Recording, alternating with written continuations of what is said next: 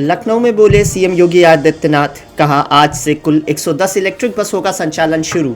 1 से 10 किलोमीटर तक 20 रुपए किराया निर्धारित किया गया है। जेवर एयरपोर्ट जाने वालों को लाभ मिलेगा। आज का दिन नोएडा के लिए अहम है। पर्यावरण के अनुकूल परिवहन समय की मांग है। वायु प्रदूषण की गंभीर समस्या है। इलेक्ट्रिक बसों में प्रदूषण नहीं होगा।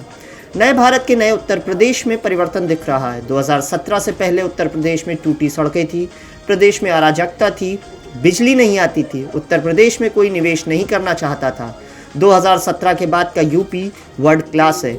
सबसे अच्छा रोड नेटवर्क हमारे पास है। 9 साल में सरकार ने परिवर्तन किया। यूपी आज एक्सप्रेसवे प्रदेश बन गया। लखनऊ कानपुर एक्सप्रेसवे शुरू होने जा रहा है। अयोध्या में इंटरनेशनल एयरपोर्ट बना है। लखनऊ काशी में इंटरनेशनल एयरपोर्ट है। कुशीनगर जेवर में इंटरनेशनल एयरपोर्ट है। यूपी में इलेक्ट्रिक बसों का निर्माण हो रहा है। 2017 से पहले व्यवस्था ठीक नहीं थी। 17 के बाद यूपी में तेज विकास हुआ। लखनऊ शूटिंग कोच जसपाल राणा का निधन। सीएम योगी आदित्यनाथ ने जताया दुख। जसपाल राणा जी का निधन अत्यंत दुखद है। शोकाकुल परिजनों को दुख सहन की शक्ति मिले। लखनऊ में एआईएसए यूपी के प्रदेश अध्यक्ष मनीष कुमार पहुंचे। इको गार्डन में छात्रों के प्रदर्शन में मनीष कुमार हुए शामिल। पेपर लीक के खिलाफ छात्र छात्राओं का प्रदर्शन हुआ। हम सरकारी नीतियों से परेशान हैं। तमाम परीक्षाओं के पेपर लीक हुए। छात्रों के भविष्य से खिलवाड़ हो रहा है। उत्तर प्रदेश के उप मुख्यमंत्री ब्रजेश पाठक ने कहा सबसे लंबे कार्यकाल तक प्रधानमंत्री रहने वाले प्रधानमंत्री नरेंद्र मोदी बन चुके हैं। देशवासियों की ओर से हम उन्हें बधाई और शुभकामनाएं देते हैं। इन 12 सालों में पूरे देश में 25 करोड़ से अधिक लोग गरीबी रेखा से ऊपर आए हैं।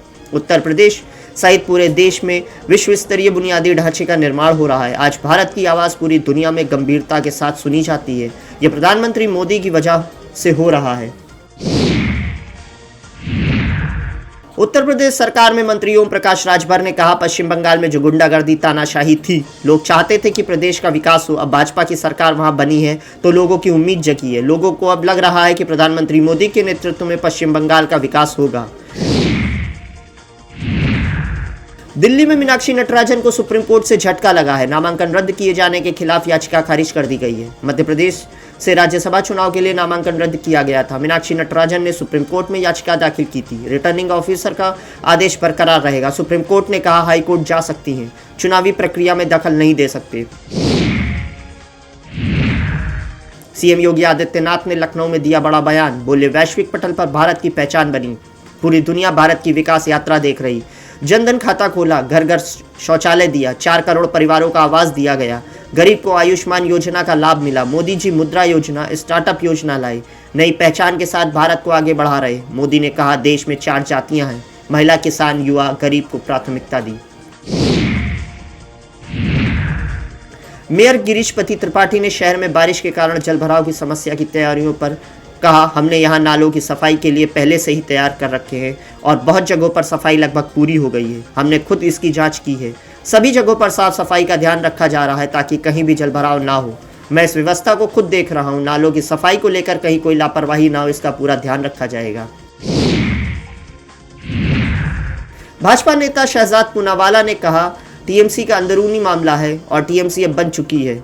टुकड़ों टुकड़ों में कांग्रेस।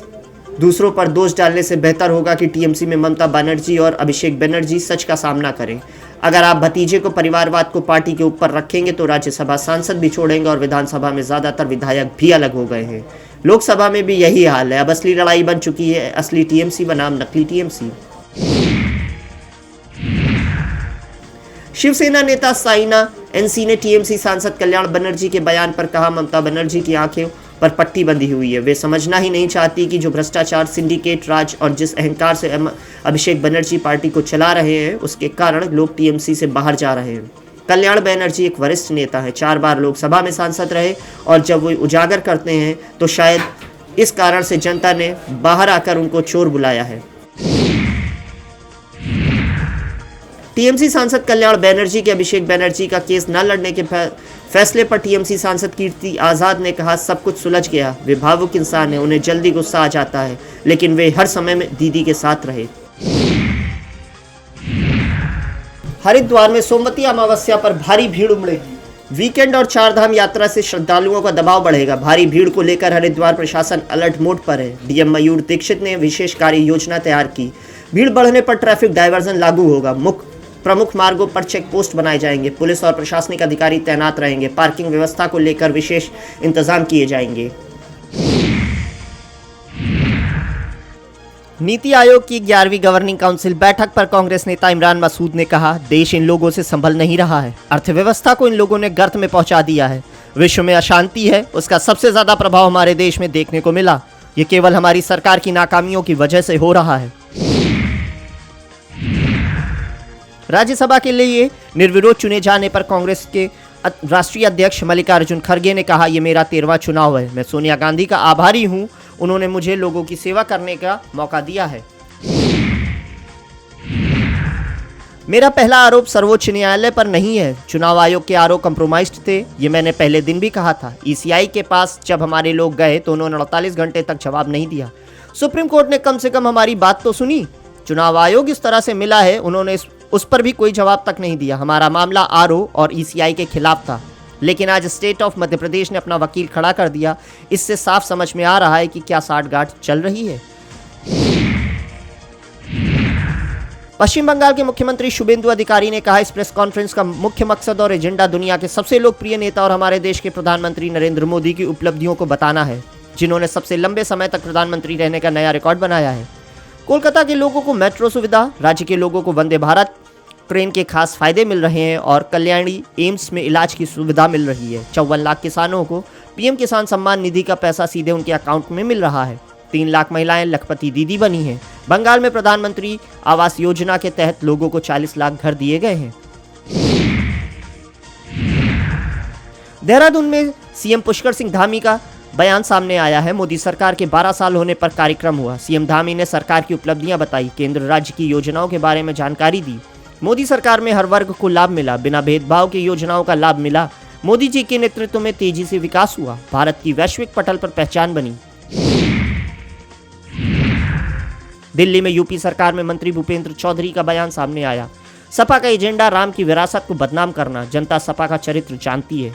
दुष्प्रचार के एजेंडे में अखिलेश सफल नहीं हुए, सरकार और राम मंदिर ट्रस्ट सजग है।